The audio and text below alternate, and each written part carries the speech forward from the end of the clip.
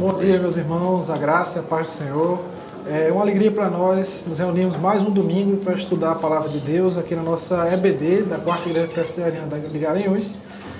Nós saudamos, os irmãos que estão aqui presentes no estúdio, também saudamos aqueles que nos acompanham de casa, através do nosso canal no YouTube. E hoje nós vamos dar continuidade à aula da semana anterior. E na verdade será uma aula mais extensa. Nós vamos dividir ela em 4 partes, onde nós vamos nos dedicar a estudar sobre os ensinamentos de Jesus Cristo, sobre a sua autoridade e graça. Nós vimos na aula anterior, de forma mais genérica, mais geral, por assim dizer, e hoje nós vamos nos dedicar com mais profundidade no Sermão do Monte. Nós vimos alguns pontos principais, mas hoje assim, nós vamos dedicar principalmente a esse grande marco do ensino do Senhor Jesus Cristo. É interessante que nós pontuemos que o ensino do Senhor Jesus, ele tinha alguns elementos, Você tinha o ensino do Senhor através dos seus sermões, como o Sermão do Monte, o Sermão Escatológico, de Marcos 13. Nós temos também o ensino do Senhor através de parábolas, que é isso que nós vamos ver nas aulas das semanas posteriores. Mas também Jesus ensinava os seus discípulos no dia a dia, ensinava seus discípulos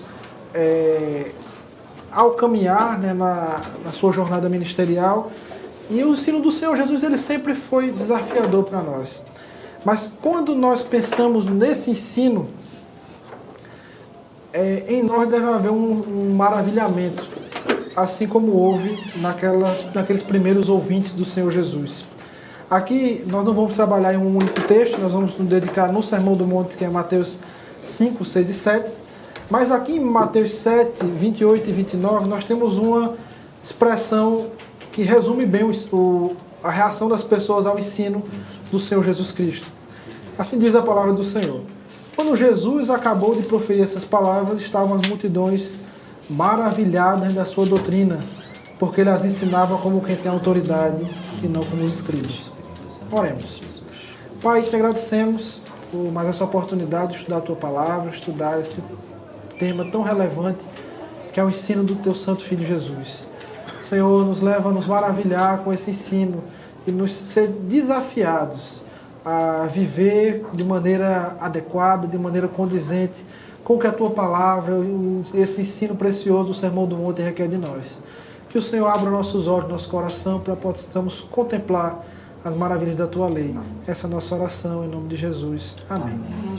Quando nós lemos esse texto de Mateus 7, 28 e 29, nós vemos que as multidões, ao ouvir o ensinamento de Jesus, ficaram maravilhadas. E nós também temos que ter essa mesma reação quando ouvimos, ou na verdade lemos acerca desses ensinos e vemos a sua palavra ser exposta. Nosso coração tem que estar maravilhado e muitas vezes devemos ter a reação daqueles discípulos no caminho de Emaús, do coração estar ardendo, estar aquecido diante do ensino de Jesus.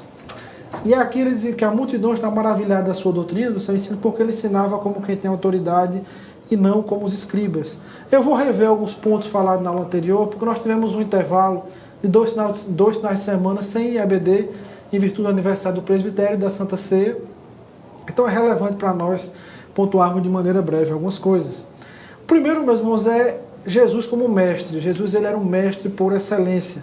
Quando nós pensamos na figura de Jesus, ele como mestre, o mestre mais marcante de todos os tempos. É interessante que pessoas, até mesmo não cristãos, e pessoas voltadas para estudos de ciências humanas e questões psicológicas, ao avaliar o ensino de Jesus, ficam maravilhados em termos como alguém simples, um simples carpinteiro da Galileia, que não tinha um estudo formal em uma escola de rabinos, ele ensinava daquela forma.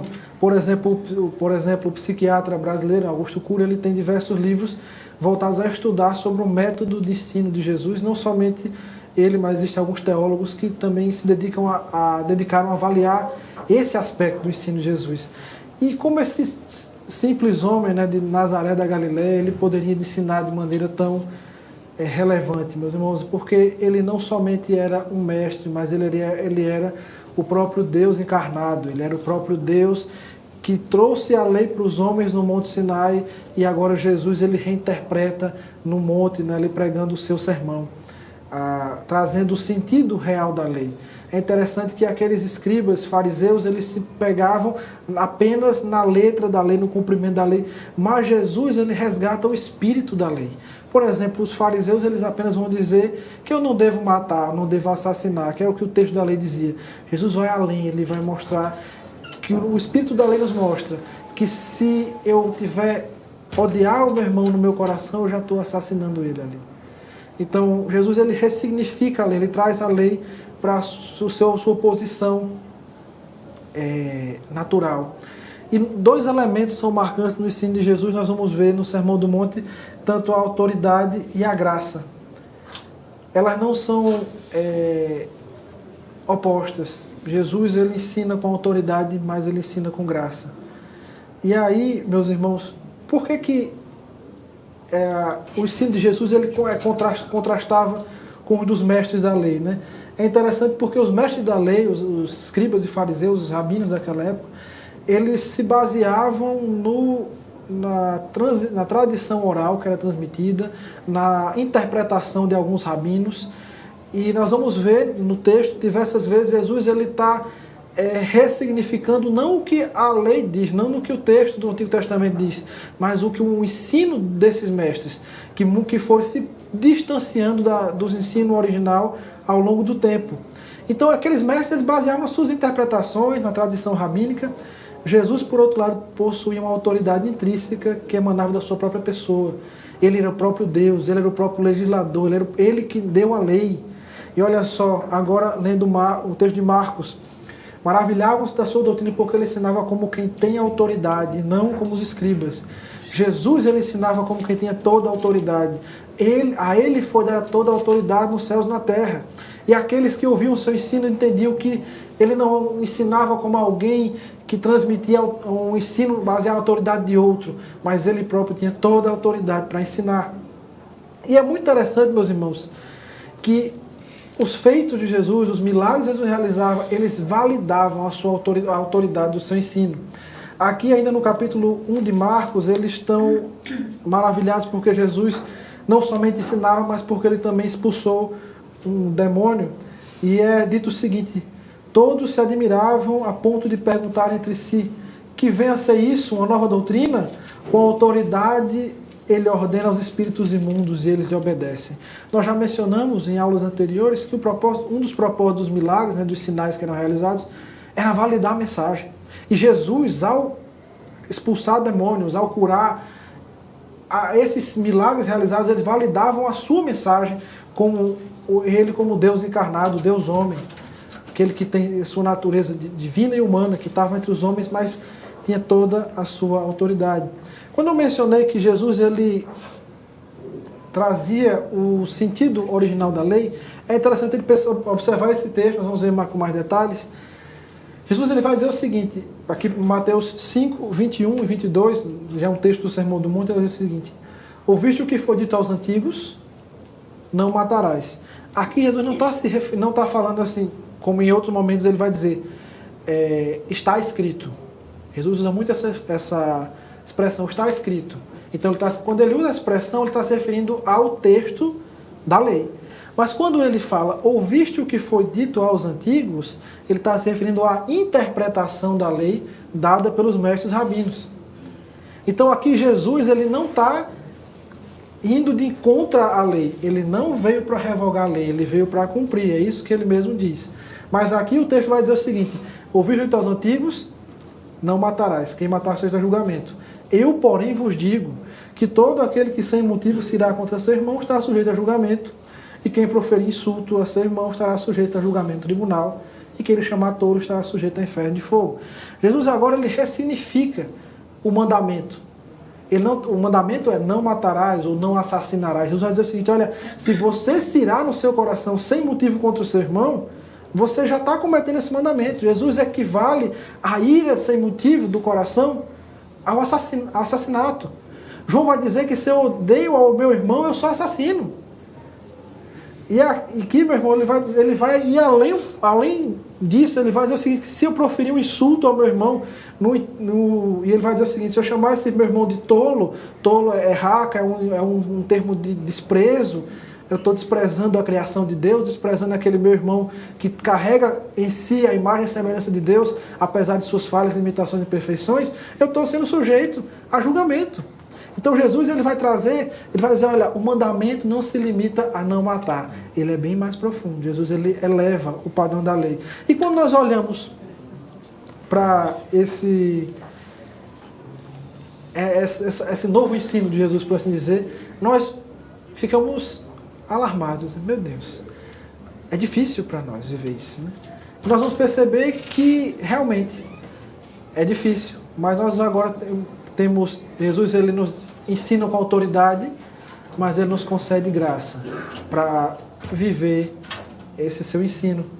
E nós não estamos sozinhos, né? Nós temos o Espírito Santo que em nós habita.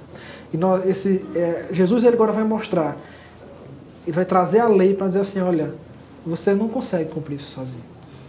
É o único que realmente, meus irmãos, que nunca teve dolo no seu coração, nunca odiou ninguém, foi ele.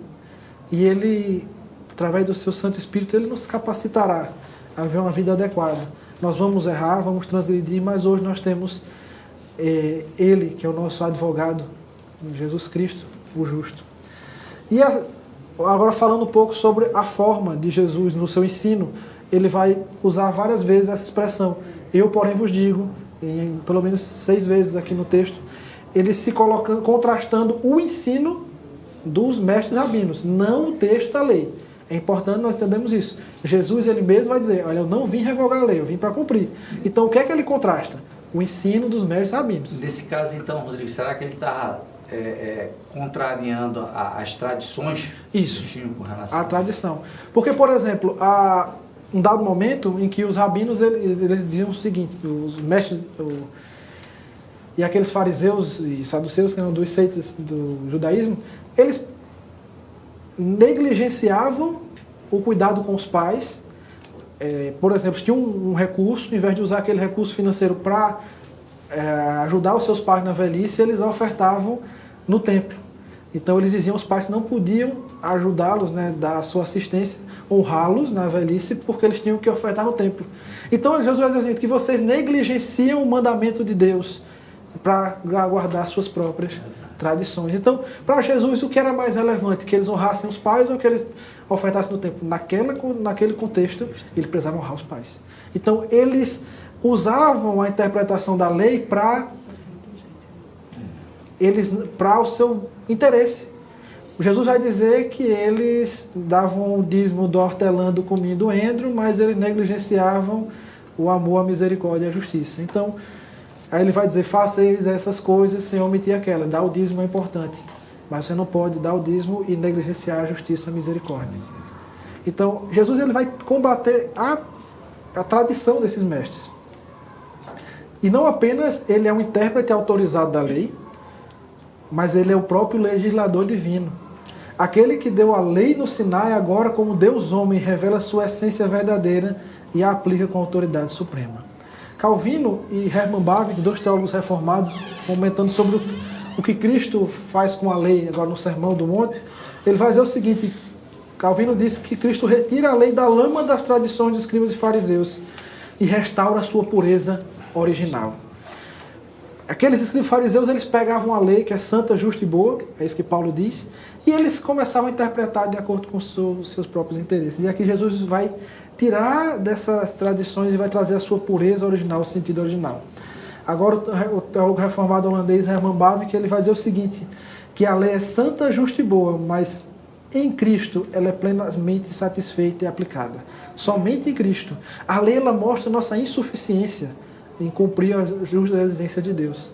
E somente em Cristo é que nós podemos viver a vida que agrada a Deus. Somente nele, por nosso esforço próprio, nós jamais faremos isso. Eu me lembro que tem na palavra, quando Jesus, será que também por querer esse Jesus diz assim para o seu discípulo: olha, está ouvindo o que eles estão falando, isso fazer, só não fazer o que eles isso fazem, né? O discurso deles O discurso era muito bonito, mas eles colocavam fardos sobre as pessoas, mas eles nem com o próprio dedo queriam empurrar, né? E aqui, antes de nós entrarmos no texto propriamente dito, e aí nós não vamos ver o Sermão do Monte todo, é impossível para nós no tempo, mas a autoridade de Cristo revelada no sermão ela não se confunde com autoritarismo.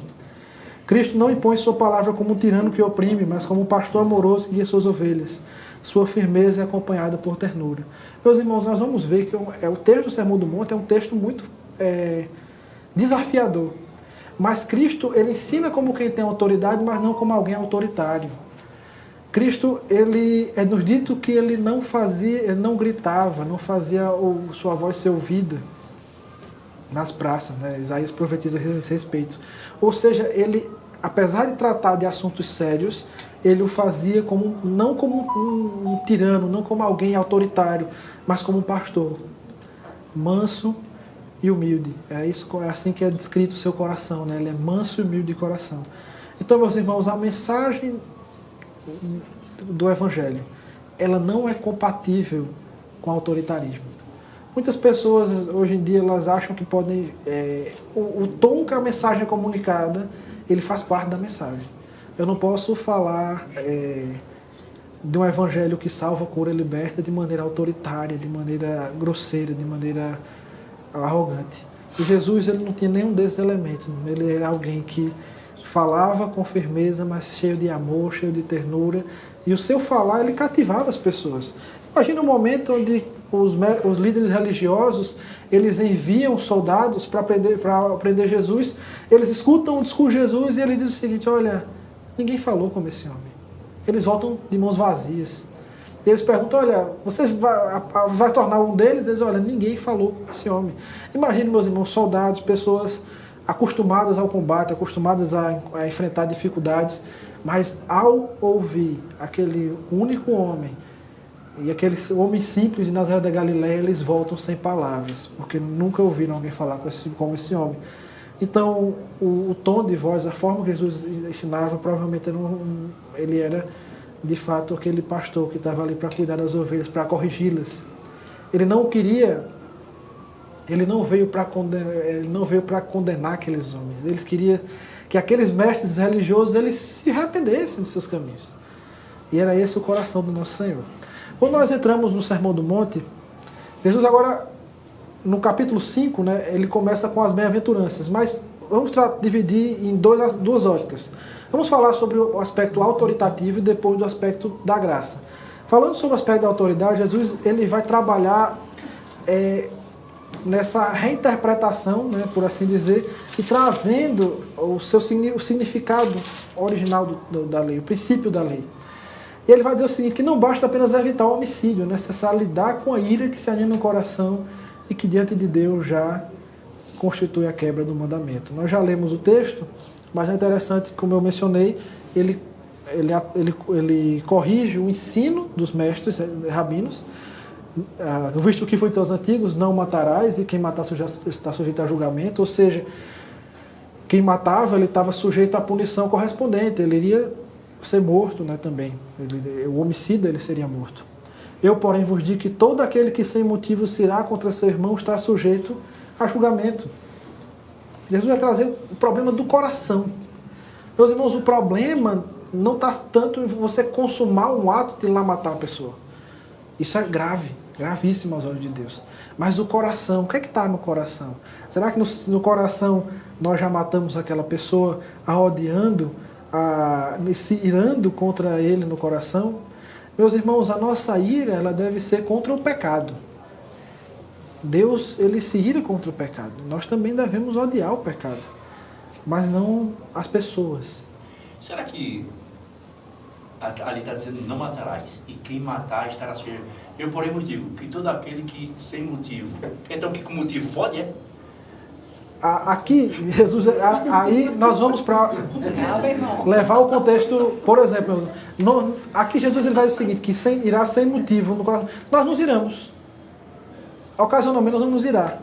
Paulo ele vai dizer o seguinte, irai-vos e não pequeis. Então eu posso irar e posso não pecar? Posso. Eu não posso deixar que a ira me domine. E Paulo vai dizer lá em Efésios que eu não posso deixar o sol se pôr sobre a ira. Porque nós somos pecadores, estamos sujeitos à ira. Nós vamos passar por algumas situações e vai nos tirar do sério. Mas nós podemos parar, voltar o nosso coração para Deus, pedir para Deus tranquilizar o nosso coração, não pecar.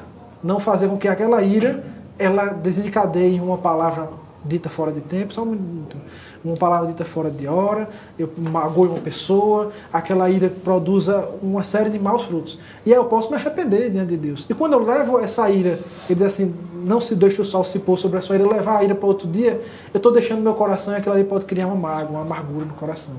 Pode falar, minha irmã. É aí onde entra um dos frutos do Espírito, né? Domínio próprio. É exatamente esse ponto. Eu vou mirar, mas às vezes nós nos iramos. Nós vemos uma situação de injustiça acontecendo, nós nos iramos. Mas aí nós não podemos deixar que a ira nos domine. Nós devemos nos irar contra o pecado. Nós devemos odiar o pecado, mas não a pessoa. O irmão peca contra nós. O pecado que ele cometeu, realmente nós não devemos aprovar. Nós não devemos cultivar a ira no coração, porque o texto vai dizer o seguinte, que sem motivo se irá contra seu irmão que está sujeito a julgamento. E quem proferir um insulto, e quanto é interessante porque ele vai trazer a ira e depois o insulto. Porque quando nós nos iramos, a tendência é dizer algumas coisas. E esse sem motivo, acho que às vezes nós como seres humanos pecadores, a gente se ira sem motivo. Sem uma causa justa. Sem uma causa justa. Isso. Não é isso? É nesse sentido. E aí a ira, depois ele segue do insulto. Quer dizer, e quem proferir insulto a seu irmão está sujeito a julgamento tribunal. Às vezes nós nos iramos contra alguém e a nossa reação já é querer dizer coisas com aquela pessoa. E ele vai trazer um insulto em particular, que é aquele de chamar tolo, o termo hebraico raka, que é você desprezar aquela pessoa. É um insulto relacionado ao desprezo, é você dizer que aquela pessoa não tem valor. E nós não podemos fazer isso com uma pessoa que carrega nele a imagem e semelhança de Deus. Então veja como Jesus, ele vai a fundo no espírito do mandamento, não apenas na letra do mandamento. Agora, outro exemplo é que Jesus ele vai dizer o seguinte, com relação ao adultério, né? Não é suficiente se abster do adultério, é preciso purificar os desejos e intenções, pois o olhar impuro já contamina a alma diante do Senhor. Ouviste o que foi dito, não adulterarás. O mandamento é esse, não adulterarás. Então tá ok. Eu, porém, vos digo, qualquer que olhar para uma mulher com intenção impura no coração já adulterou com ela. Jesus ele eleva a seriedade do mandamento. Olha, para aqueles mestres ali da lei, qual era o pecado? Era alguém consumar o ato do adultério com o homem com a mulher e assim e vice-versa. Ele vai dizer o seguinte, eu porém vos digo, qualquer que olhar para uma mulher com intenção impura no coração já adulterou com ela. Então Jesus ele quer tratar com o coração. Tanto no outro mandamento, questão da ira, aqui ele vai tratar com a questão dos desejos, e mais adiante, nas motivações, quando ele fala sobre a questão das ofertas, das esmolas. Então, Jesus, ele quer no Sermão do Monte tratar principalmente com o nosso coração. Não necessariamente o mandamento, a letra da lei ali, mas o âmago, né? Porque é do coração que procedem os maus desígnios. E a preocupação deles era a aparência. A aparência. Né? Deus não era... O coração. Jesus ele vai dizer o seguinte, que eles limpavam o exterior do copo, mas o interior estava cheio de malícia e de rapina. Jesus chama aqueles mestres de sepulcros caiados, né? Monumentos, mas por dentro estava cheio de morte. Então, Jesus ele quer dizer o mais importante é o interior. O exterior não é tão importante para Jesus. Lá em Samuel, né? Samuel vai escolher o rei que sucederia Saul, e ele vai dizer o seguinte, o homem vê o exterior, mas Deus vê o coração. Então, meus irmãos, é muito importante isso. E esse outro mandamento, vejam só, ainda em Mateus 5, agora ele vai trazer um dos pontos mais impactantes do sermão, que é sobre a ordem de amar os inimigos. Ouviste o que foi dito, amarás ao teu próximo e odiarás o teu inimigo. Opa, peraí. Onde é que no Antigo Testamento é nos dito para odiar o nosso inimigo? Em lugar nenhum. Você pode procurar, você não vai encontrar. Os outros textos sobre não matarás e não adulterarás está lá em Êxodo 20. Mas essa parte de odiarás o teu inimigo não está em lugar nenhum. Isso é um acréscimo do ensino dos mestres judeus. Então, aqui a gente vai agora entrar um pouquinho no detalhe. Como é que eles interpretavam isso aqui? O próprio ensino deles. Amarás o teu próximo. Quem era o próximo deles? Qualquer israelita era o próximo deles. E todo aquele que não fosse israelita era considerado um inimigo. Então, eles nutriam não somente um distanciamento, né, contra os gentios, mas eles se consideravam como inimigos. Mas o texto nunca disse isso. A lei de Deus nunca mandou isso. Tanto é que Deus, ao chamar Abraão, ele disse que em Abraão seriam abençoadas todas as famílias da terra. Judeus e gentios. Os judeus primeiro, depois os gentios, mas os gentios também. Isaías profetiza diversas vezes sobre a salvação e até os gentios. Deus vai lá e manda Jonas pregar para os gentios, gentios de Nínive se arrependerem. Então Deus sempre teve no seu coração alcançar os gentios. E de fato, na igreja, a barreira de separação, essa barreira aí, foi rompida. Paulo vai dizer em Efésios que a barreira de separação de gentios foi rompida. Mas aqueles mestres rabinos, eles vão dizer, amarás ao teu próximo e odiarás o teu inimigo. Eu, porém, vos digo, amai os vossos inimigos e orai pelos que vos perseguem, para que vos torneis filhos do vosso Pai Celeste, porque Ele faz nascer o sol sobre maus e bons, e vi chuva sobre justos e injustos. E eu queria pegar o texto de Mateus 5,44, da versão revista e corrigida, para ler para os irmãos, porque ele é um pouco mais completo, porque na análise crítica textual ele levou em consideração outros manuscritos, e ele traz bem a ideia do que Jesus vai dizer nesse mandamento. Eu, porém, vos digo, amai os vossos inimigos, bendizei os que vos maldizem, fazei o bem aos que vos odeiam, e orai pelos que vos maltratam e vos perseguem. Olha o que Jesus vai fazer, meus irmãos. Aqueles mestres rabinos diziam, odeie o seu inimigo. Jesus vai dizer, não. Amem os seus inimigos. Bendizei os que maldizem. Aqueles que falam mal de você, fale bem. Fazei o bem aos que vos odeiam. Se alguém te odeia e você tem a oportunidade, faça o bem. E ore pelo que vos maltratam e perseguem. Então, meus irmãos, olha o que Jesus é, como o ensino de Jesus ele é antinatural para a gente, né? Para a gente, pessoas pecadores e caídos, nós vamos ao nosso inimigo, aquele que nos odeia, eu não quero papo. Jesus vai dizer, nós precisamos amá-los. Amar não é dizer que você gosta dele, você vai viver junto com ele, né? Então, tem todos os contextos envolvidos. Mas você precisa... isso não é uma questão de sentimento, né? É uma questão de mandamento. Não é tanto você gostar, mas é uma questão de que nós precisamos amar, nós precisamos... Se alguém fala mal de nós, ao invés de maldizer, de falar mal de volta, nós precisamos bem dizer, falar bem. Fazer o bem aos que vos odeiam. Paulo, ele vai... E Jesus aqui, logo antes de falar sobre o amor aos inimigos, ele vai falar sobre a vingança. Ele vai dizer que nós não devemos nos vingar, ele vai combater a retaliação. E ele vai dizer, olha, se alguém te bater numa face, dê a ele a outra. Se alguém chamar você para andar 1 milha, ande 2. Então o ensino de Jesus ele é contranatural para a gente. E como é que a gente vai cumprir isso? Somente, meus irmãos, pela capacitação e pela ação do Espírito Santo na nossa vida. Ela nos vai levar a amar os inimigos, a fazer o bem aos que nos maldizem, a orar por eles. E orar, meus irmãos, é um grande ato de amor. Imagine, alguém lhe fez um mal. E você vai orar por ele. Mas não para que Deus faça mal para ele. Não para que Deus... Não orações imprecatórias, né? Mas você vai orar para que Deus faça o bem na vida dele. Então isso quer dizer que você está tirando do seu coração toda a ira, toda a mágoa contra aquela pessoa. Você chegar nesse ponto de levar a vida dela para Deus em oração, quer dizer que seu coração está bem. Então é muito significativo que Jesus ressignifica esse mandamento. E olha só o que o texto vai dizer. Jesus vai continuar dizendo. Agora voltando para esse primeiro.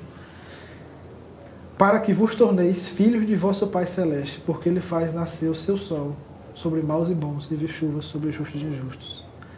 Para que nós sejamos considerados filhos do nosso Pai Celeste, nós precisamos amar os nossos inimigos. Porque Ele nos amou enquanto éramos inimigos. Isso é forte, meus irmãos. Deus amou o que não era amável. Nós não tínhamos características para ser amados por Deus, porque nós éramos seus inimigos. Nós estávamos, Paulo vai dizer em Efésios, éramos por natureza filhos da ira. E aí nós somos amados. Incondicionalmente. Nós não fizemos nada para merecer o amor de Deus. E agora ele vai dizer, olha, vocês, como filhos de Deus, filhos amados, de um Pai bondoso, que faz nascer o seu sol sobre maus e bons, chuva para o justo e injusto. A colheita do justo floresce, a do injusto também, porque Deus manda sol e chuva. Então nós precisamos amar. E isso não é fácil para nós. Mas nada que o poder do Espírito Santo na nossa vida não nos ajude a amar aqueles que não merecem ser amados, assim como nós fomos amados pelo Pai. Paulo ele vai reforçar esse ensino lá em Romanos 12, também ele começa falando sobre a vingança, mas agora ele vai dizer o seguinte: pelo contrário, se o teu inimigo tiver fome, dá-lhe de comer. Se tiver sede, dá-lhe de beber. Porque fazendo isso, amontoarás brasas vivas sobre a sua cabeça. Não te deixes vencer do mal, mas vence o mal com o bem. Meus irmãos, a nossa atitude deve ser o final do texto. Não te deixes vencer do mal, mas vence o mal com o bem. Como é que nós amamos os nossos inimigos? Se você tem uma oportunidade, faça o bem a ele. E aí você está vencendo o mal com o bem. É interessante lembrar uma história do missionário Hudson Taylor. Hudson Taylor foi um missionário no interior da China. E ele era britânico, mas quando foi viver na China, ele optou por não se vestir como estrangeiro. Na época, acho que os ternos e vestes mais formais. Mas ele optou por se vestir como um chinês, com aquelas vestes orientais. Um certo dia, Hudson Taylor estava na beira de um rio esperando o barqueiro vir para que ele pudesse atravessar para outra margem. E ele fez sinal para o barqueiro fez sinal de volta, o barco estava vindo. E ele estava aguardando e de repente chega um homem rico, um chinês rico, e ele tromba com o Hudson Taylor, né? Dá um empurrão, derruba ele lá, não faz caso de ter derrubado uma pessoa e fica lá e vai e chama o barqueiro, que ele queria também usar o barco. Ele viu o Hudson Taylor vestido como chinês, pensou que era um chinês, não achava que era estrangeiro. E aí o barqueiro vai lá e faz sinal e diz: não, eu vou levar o estrangeiro porque ele me chamou primeiro. E aí o homem, quando viu que Hudson Taylor era um estrangeiro, ele ficou receoso, porque a China ela era dominada, né, por assim dizer, por comércio da Companhia Britânica das Índias Orientais, né, e tudo mais. Mas o Hudson Taylor fala com aquele homem, diz que não há nada contra ele e chama para dividir com ele o barco. E aí, durante a travessia, ele conta por que ele estava agindo diferente daquele homem. Por que em vez de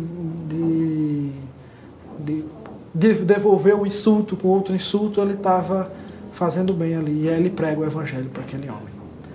Então, meus irmãos, são situações difíceis como essa que nos ocorrem, ou em outros casos, mas que nós somos chamados a vencer o mal com o bem. É isso que Paulo fala, reforçando o ensino de Cristo. Agora, no capítulo 6, Jesus ele vai denunciar a religiosidade aparente e hipócrita, condenando as práticas como esmolas, orações e jejuns. É interessante que não é errado dar esmolas, orações e jejuns, são coisas válidas. Mas o que Cristo está querendo trazer aqui é a motivação do coração. Aqueles homens ali, eles faziam essas coisas para serem vistos dos homens. Eu vou só ler um dos textos para situar-nos no nosso estudo. Com relação às esmolas, olha o que Jesus vai dizer: guardai-vos de exercer a vossa justiça diante dos homens, com o fim de serem vistos por eles. De outra sorte, não tereis galardão junto ao vosso Pai Celeste. Quando, porém, deres esmola, não toques trombeta diante de ti, como fazem os hipócritas nas sinagogas e nas ruas, para serem glorificados pelos homens. Em verdade vos digo que eles já receberam a sua recompensa. Tu, porém, ao dares esmola, ignora a tua mão esquerda o que faz a tua direita, para que a tua esmola fique em secreto, e o teu pai que vem em secreto te recompensará. Jesus ele vai dizer o seguinte, olha, os fariseus eles davam esmola para serem vistos pelos homens, eles oravam nos cantos das praças para serem vistos como pessoas piedosas, pessoas de oração, e eles também jejuavam e faziam questão de estarem desfigurados, para a pessoa saber, não, olha, ali é um homem de Deus, um homem vive jejuando. Jesus está dizendo o seguinte, que a nossa justiça, ela tem que ser vista por Deus e não pelos homens. Porque o nosso Pai que vem em secreto, Ele nos recompensará. Aqui, trazendo a situação da esmola, Jesus vai dizer assim, olha, dê a sua esmola, mas não faça divulgação, não faça alarde a respeito disso, porque senão as pessoas vão dizer, olha, veja como ele é uma pessoa boa, uma pessoa caridosa, que ajuda o necessitado. E ali você já recebeu a sua recompensa. Procure receber a recompensa do Pai dos órfãos e juiz das viúvas. Pode falar, minha irmã. Esse guardáveis diz assim, a vossa justiça. Isso quer dizer assim, não faça justiça com suas mãos? Não, o que ele quer dizer? Guardáveis dizer a vossa justiça, nesse sentido aqui, justiça no sentido de ser justo, de ser uma pessoa piedosa. Então, de se mostrar como alguém piedoso. É claro que se nós formos pessoas piedosas, naturalmente as pessoas vão observar o nosso caráter, nosso procedimento, nossa forma de viver, e isso vai levar pessoas a Cristo. Nós somos chamados para as boas obras. Paulo vai dizer isso. E a partir das boas obras as pessoas vão glorificar o Pai. E isso é o correto. Só que aqui Jesus está dizendo que pessoas faziam isso para serem vistas. O foco das boas obras é glorificar o Pai, e não nós. Nós somos apenas instrumentos. Jesus vai dizer o seguinte, olha, você precisa dar esmola, ajudar o necessitado. Mas não faça isso como propaganda de si mesmo. Porque senão você vai receber a sua recompensa dos homens. Jesus vai dizer o seguinte, nós precisamos buscar a recompensa do Pai. O Pai que vem em secreto. Às vezes você faz uma boa ação para uma pessoa, só quem sabe é a própria pessoa e você. Mas o Pai viu. O Pai que vem em secreto viu. Às vezes você faz um bem para alguém, a pessoa não sabe nem quem fez. Mas Deus viu. E Ele é o Pai dos órfãos e o juiz das viúvas, e Ele recompensará. É melhor, meus irmãos, receber a recompensa de Deus do que dos homens. Então Jesus vai dizer isso. O problema não está nessas práticas, que são práticas boas e que devem ser oração, jejum e ajudar o necessitado. Mas qual é a motivação do meu coração? É ser visto pelos homens como uma pessoa piedosa ou fazer aquilo para agradar a Deus e o Pai ser glorificado através da minha ação? Então Jesus vai trazer isso. Ele vai condenar a hipocrisia, vai condenar a motivação errada do coração. Agora, em outro texto, Jesus agora vai condenar a busca desenfreada por riquezas. Não é pecado que nós tenhamos bens. Jesus, o Deus, é que nos abençoa. É Ele que nos abençoa com oportunidades, com recursos. Davi vai dizer o seguinte, que tudo vem de ti, e das tuas mãos nós devolvemos o que é teu. Lá em Crônicas 29. Mas aqui Jesus vai ordenar aos discípulos que ele depois de sua total confiança em Deus, rejeitando a ansiedade pelas coisas materiais, estabelecendo como prioridade a busca pelos bens celestiais. Meus irmãos, agora Jesus ele vai trazer para nós, olha só, como esse ensino do Sermão do Monte ele é profundo e o foco é o nosso coração. Ele vai dizer o seguinte, não acumuleis para vós tesouros sobre a terra, onde a traça e a ferrugem corroem, e onde ladrões cavam e roubam, mas ajuntai para vós outros tesouros no céu, onde traça nem ferrugem corrói, e onde ladrões não cavam nem roubam, porque onde está o teu tesouro, ali estará também o teu coração. Jesus vai dizer, veja só que o centro do que Jesus quer tratar é o coração. Coração, lá nos mandamentos que nós vimos, sobre não matar, né, na ira do coração, não adulterará, o desejo desenfreado do coração. A questão, nós já vimos também, amar o próximo também está relacionado ao nosso coração. Nós falamos sobre a questão da motivação do coração ao realizar práticas religiosas. Qual é a motivação? É ser visto pelos homens ou ser agradar a Deus? E aqui ele vai trazer o seguinte, que onde é que está o nosso coração? Está em acumular bens? Está em acumular tesouros? Está em acumular riquezas? O nosso coração, nós estamos acumulando tesouros no céu. Onde é que está o nosso coração? Jesus ele vai tocar em pontos bem sensíveis, né, para todos nós. Eu vou caminhar mais rápido. E agora ele vai tocar num ponto muito relevante. No meio do Sermão do Monte nós temos a oração do Pai Nosso. Jesus ensinando seus discípulos a orar, trazendo um modelo de oração. E logo após o ensino dessa oração tão adequado para nós, que só se nós fôssemos trabalhar nela seriam várias aulas, ele vai falar sobre o perdão. E essa não é uma questão periférica para nós, mas é uma questão central na vida do discípulo. Jesus vai dizer o seguinte: porque se perdoares aos homens as suas ofensas, também o vosso Pai vos perdoará. Se, porém, não perdoares aos homens as suas ofensas, também o vosso Pai vos perdoará as ofensas. Jesus não está condicionando, aqui entendam o texto que Jesus vai falar, está tratando, ele não está condicionando, se eu perdoo os homens, Deus vai me perdoar. A ideia de Jesus é o seguinte: se eu fui perdoado por Deus, eu perdoo. Calvino, comentando esse texto, ele vai dizer o seguinte: que Cristo não estabelece uma troca, mas mostra que aqueles que não perdoam os irmãos demonstram nunca ter provado a misericórdia de Deus. Meus irmãos, é central para nós a questão do perdão. Jesus ele vai ilustrar isso na questão da parábola do credor incompassível. Nós provavelmente veremos na aula posterior sobre as parábolas, no ensino de Jesus. Mas ali tem um homem que tem uma dívida enorme, uma dívida impagável, que se ele vendesse seus bens, se ele se tornasse escravo, se ele fizesse muitas coisas para o seu devedor, seu credor, ele não pagaria a sua dívida. E ele vai lá e pede ao homem: olha, ser paciente comigo e eu te pagarei. E ele vai dizer o seguinte: não, eu perdoo a tua dívida. Ele perdoa uma soma incalculável.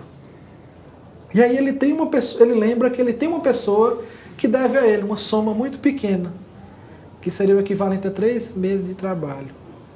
E aí ele vai lá cobrar a dívida. E o homem, Jesus, ele usa a mesma palavra, né? Olha, ser paciente comigo e eu te pagarei. E ele não é paciente com aquele homem, ele manda que aquele homem seja preso. E aí, veja só, meus irmãos, nós fomos grandemente perdoados por Deus, nós devíamos uma soma incalculável. Então, diante do perdão de Deus, hoje nós somos chamados a perdoar. As ofensas das pessoas contra nós, elas não são comparadas ao tamanho da nossa ofensa contra Deus. Então, nós somos chamados a perdoar. Então, como perdoar? A graça recebida, portanto, nos capacita a viver graciosamente. O discípulo que compreende a profundidade de sua própria dívida perdoada pela cruz de Cristo é movido a estender o mesmo perdão aos outros, ainda que isto lhe custe lágrimas, humilhação e sacrifício. Esse é o coração do Evangelho. Assim como o Senhor vos perdoou, assim também perdoai vós. Então o ensino do Sermão do Monte não é fácil para nós. Jesus ainda vai nos ensinar com relação aos relacionamentos interpessoais. Cristo ensina sobre misericórdia, justiça e amor, proibindo o julgamento hipócrita. No capítulo 7 ele começa falando sobre a questão a pessoa que vê o cisco no olho do próximo, mas não tira a trave que está no seu próprio. E ele vai dizer o seguinte: olha, tudo quanto, pois, quereis que os homens os façam, assim fazei vós também a eles, porque esta é a lei e os profetas. Jesus vai nos ensinar um padrão de vida, uma regra de ouro, que é o seguinte: eu tenho que tratar o outro como eu quero ser tratado. Se eu quero receber o bem do meu irmão, eu tenho que fazer o bem para ele. E isso é muito significativo para nós, né? Colocar no lugar do próximo e fazer o bem, para recebermos o bem. Caminhando assim, Jesus, no final do seu sermão, ele vai fazer agora um chamado à decisão. Porque ele fala 3 capítulos, né? Até encorajo vocês que me acompanham aqui presente e aqueles pela internet, que leiam, aproveitem um domingo de tarde, um descanso, e vão ler o Sermão do Monte, é muito bom. E o final do Sermão do Monte, Jesus ele vai desafiar aqueles seus ouvintes, e nos desafia também hoje, no século XXI. Todo aquele que ouve as minhas palavras e as pratica, será comparado a um homem prudente, que edificou a sua casa sobre a rocha. E caiu a chuva, transbordaram os rios, sopraram os ventos, e deram com ímpeto para aquela casa, que não caiu, porque fora edificada sobre a rocha. Jesus ele vai desafiar: olha, vocês que ouvem as minhas palavras, vocês precisam praticar essas palavras, viver essas palavras. E eu vou dizer com quem vocês serão semelhantes: a um homem que edifica a sua casa sobre a rocha. Uma casa edificada sobre a rocha, ela consegue sobreviver, né, suportar às intempéries do tempo. E aqui nós temos duas pessoas, né? Um que edificou sobre a areia, outro que edificou sobre a rocha, e a chuva vem para os dois. E a casa cai, é grande a sua ruína. Então, meus irmãos, se nós colocamos a nossa vida em Cristo e nós desejamos do fundo do nosso coração viver a vida para Ele e colocar as suas palavras em prática, nós seremos tal homem que edificou a casa sobre a rocha. E nesse desfecho, Cristo deixa claro que a sua autoridade não se limita às instruções para esta vida, mas abrange também a eternidade, pois Ele quem julgará todos os homens no último dia. Meus irmãos, se nós colocarmos a nossa esperança em Cristo e vivermos a vida que Ele deseja que nós vivamos, nós certamente não seremos surpreendidos no dia do juízo.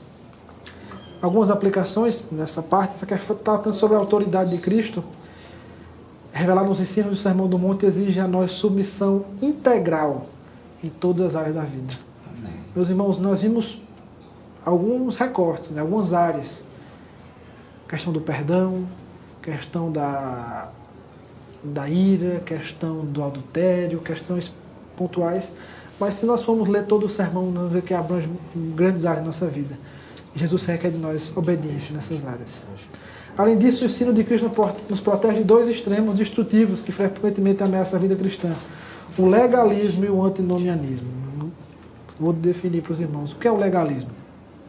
O legalismo é você achar que por cumprir a lei, que fazer certas coisas, você vai ser aceito por Deus. Nós não somos aceitos pelo que nós fazemos. Nós não obedecemos para ser aceitos, mas nós somos aceitos e depois obedecemos. Nós somos aceitos porque um dia Jesus Cristo morreu na cruz, pagou o preço dos nossos pecados, satisfez a justiça de Deus e hoje nós somos aceitos na família de Deus como seus filhos. E somos amados por esse Pai maravilhoso. E por isso nós obedecemos. Não para ser aceitos, mas porque nós já fomos aceitos. Nós já fomos incluídos na família. E como filhos amados, uma característica dos filhos amados é obedecer às instruções de seus pais. E qual é o outro princípio? O que esse ensino do Sermão do Monte nos livra? Do antinomianismo. O que é o antinomianismo? É você achar que porque a graça veio e porque a graça é abundante, a lei moral não tem mais importância. Viver de qualquer forma, sem se importar. Então nós já vimos a seriedade dessa reinterpretação que Cristo deu à lei. Então a lei é importante e eu preciso vivê-la de uma maneira até mais importante do que aqueles do Antigo Testamento viveram. E finalmente, à luz da teologia reformada, nós compreendemos que a obediência cristã não é um fardo pesado que nos oprime, mas fruto da graça transformadora de Deus. Obedecer a Deus, irmãos, não é um peso, não é um fardo, não é algo que nos cause pesar, mas é uma reação natural de alguém que foi amado por Deus. E quando olha só, nós falamos a questão da autoridade de Jesus nesse ensino e agora nós vamos falar sobre a graça, porque elas estão juntas, você não pode separar. O Deus que tem toda a autoridade, Ele é um Deus gracioso. Paulo vai dizer o seguinte: porque a graça de Deus se manifestou salvador a todos os homens, educando-os para renegados a impiedade e paixões mundanas, vivamos no presente século sensato, justo e piedosamente. Ou seja, é essa graça que nos capacita a viver e a cumprir aquilo que nós vimos nos slides anteriores. Quando nós falamos sobre a graça no ensino de Jesus, também nós percebemos o seguinte: no início do Sermão do Monte, Mateus capítulo 5, versos de 1 a 12, nós percebemos as bem-aventuranças. Ali são apresentadas algumas características, né? Nós vamos mencionar algumas delas rapidamente. Bem-aventurados os pobres, os humildes de espírito, os que choram, os mansos, os que têm fome e sede de justiça, os misericordiosos, os perseguidos. E essas características ali, elas não são exigências para se tornar um cristão. O Dr. Lloyd Jones ele vai dizer o seguinte, que as bem-aventuranças elas são as descrições do cristão, não exigências para se tornar um cristão. Ao crer em Cristo, nós recebemos a capacitação do Espírito Santo e nós nos tornamos felizes por ser humildes de espírito, pessoas que reconhecem a sua própria limitação, a sua própria indignidade. Bem-aventurados que choram, aqueles que colocam e derramam-se aos pés do Senhor pela sua própria condição e condição do mundo. Bem-aventurados os mansos. Meus irmãos, o mundo ele quer que nós sejamos pessoas agressivas, egoístas. Mas aqui Jesus vai dizer que os mansos é quem vão herdar a terra. Então, o Sermão do Monte é bem contracultural, né? Nós pensamos assim. Bem-aventurados que têm fome e sede de justiça. Bem-aventurados os misericordiosos. Então, essas características são características inerentes ao cristão, que ele recebe por meio da graça. E essa graça, Jesus ele vai mostrar o seguinte, que nós recebemos graça da parte de Deus porque nós somos filhos de Deus.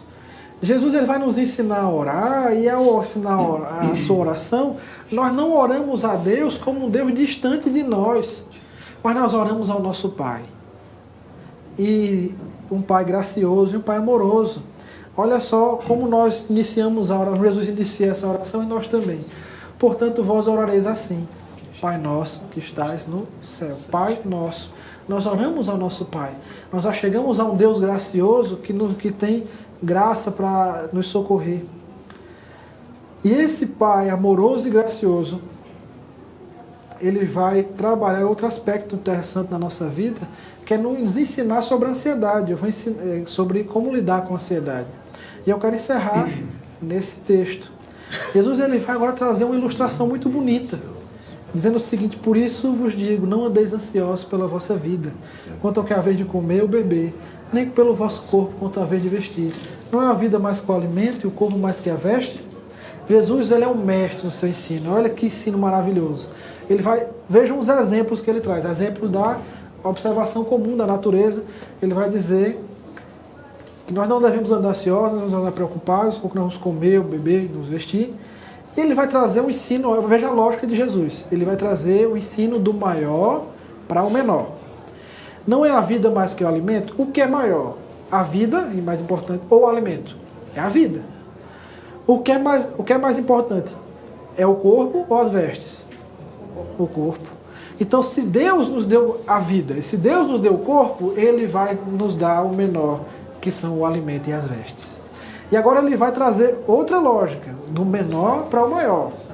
Observai as aves dos céus, não semeiam, não colhem, ajuntam de celeiro, contudo o vosso Pai celeste as sustenta. Porventura, não valei vós muito mais do que as aves? Olha só, agora ele vai do menor. A ave ou nós? As aves são menores, mas o Pai cuida delas, o Pai sustenta elas. E se Ele sustenta essas pequenas aves do céu, nós não sabemos quem alimenta, mas elas estão ali todo dia, bem alimentadas, cantando de felizes, então aqui Ele cuidará de nós também. Qual de vós, ansioso que esteja, pode acrescentar um côvado ao curso da sua vida? Jesus vai tocar na ferida, meu irmão. Por mais ansioso que você esteja, você consegue estender o prazo da sua vida em mais. Aqui ele traz o côvado na ideia de comprimento. Comprimento, mas só em anos.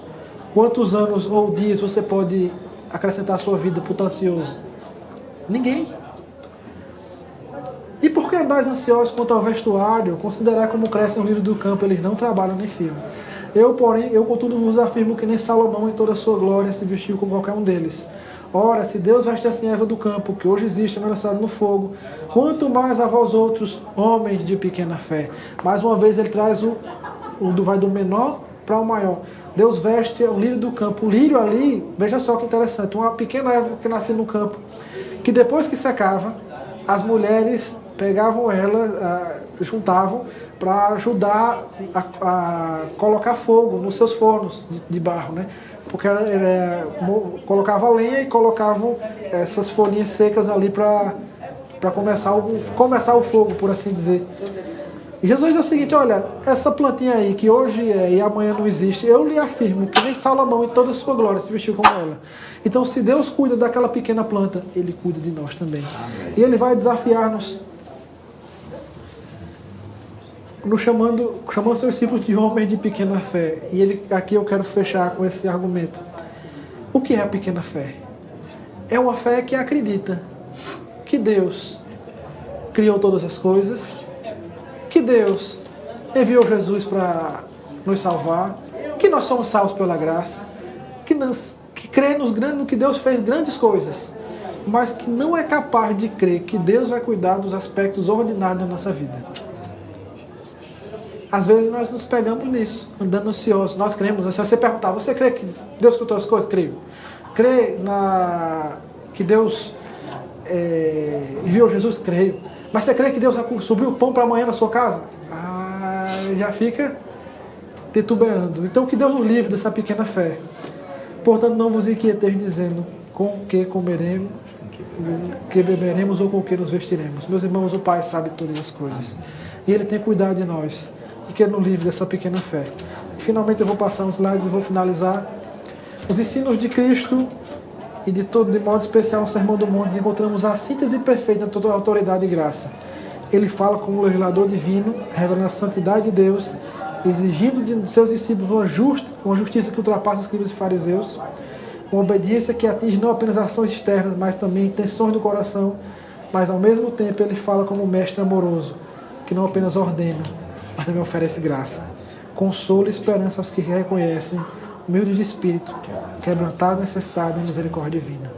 Meus irmãos, o ensino é de grande autoridade, mas também nós recebemos graça para viver de maneira que agrade a Deus. Oremos. Senhor Deus, te agradecemos por esse momento, para nós podermos nos reunir para estudar a Tua Santa Palavra e ser iluminados por ela, Pai. Senhor, que ensino tão grandioso do Teu Filho, Pai, do que nos leva não apenas ao mandamento da lei, mas também ao seu princípio, ao seu sentido, Pai. Nos leva, Senhor, a vivermos de maneira agradável a Ti, de maneira adequada, de maneira que Te honra, Pai, e vem iluminando o nosso coração, para que nós possamos estar sempre diante de Ti, reconhecendo nossa humildade, nossa dependência do Senhor, para viver uma vida que Te honre, que Te agrade. Assim que nós oramos em nome de Jesus. Amém. Amém.